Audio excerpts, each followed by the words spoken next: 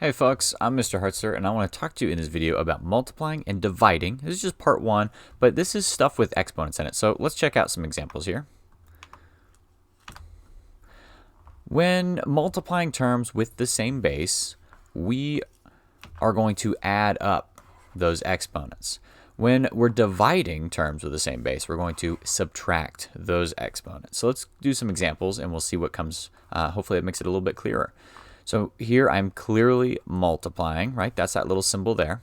And if I'm multiplying these two things, then I'm going to add their exponents up. So I'm going to keep that same base. Both of them are an x. And I'm going to add them up. So it's 3 plus 4. Well, that's going to get me 7. And my next one, and that one's done. That's it, right? That's how simple some of these are. My next one, r squared times r to the fourth. Well, there's three things, but they're still all that same base. They all still have r. So I have r, and I'm going to add up all their exponents. 2, and there's definitely a 4 there, right? There's the 4, there's the 2, but what is on this one here? There's nothing written there, so it's assumed to be a 1. So it's going to be 2 plus 1 plus 4. 2 plus 1 is 3, plus 4 is also 7. How nice.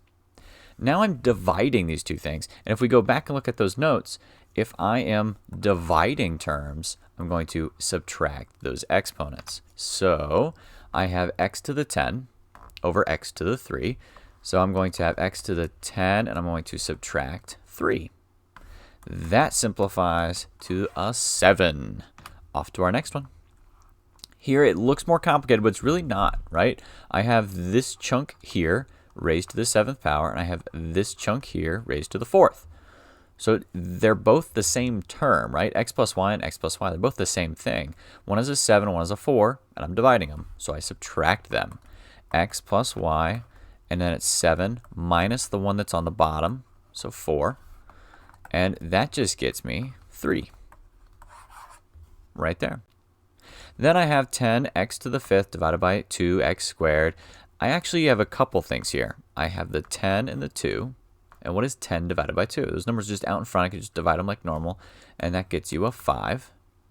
Now what is x to the 5th divided by x squared? Well, I'm dividing them, so I subtract their exponents. So it's x to the 5 minus 2 power. This front 5 just comes on down. And then it's x to the, what is 5 minus 2? 3.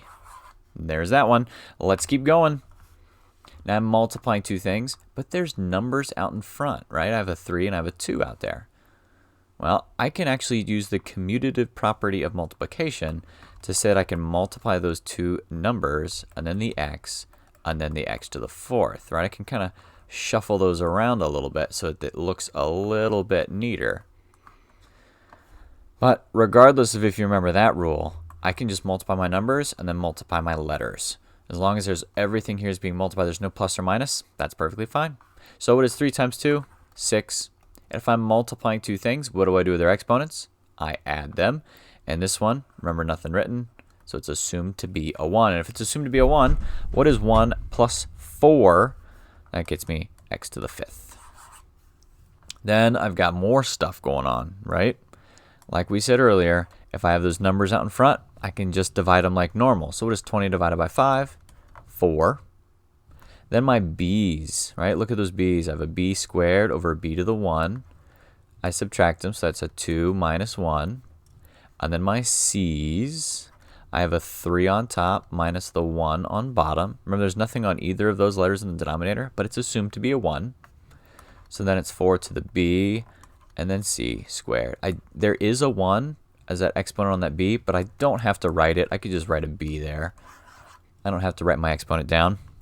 All right, and that's it, folks. That is all I have for you. I hope you have a great rest of your day.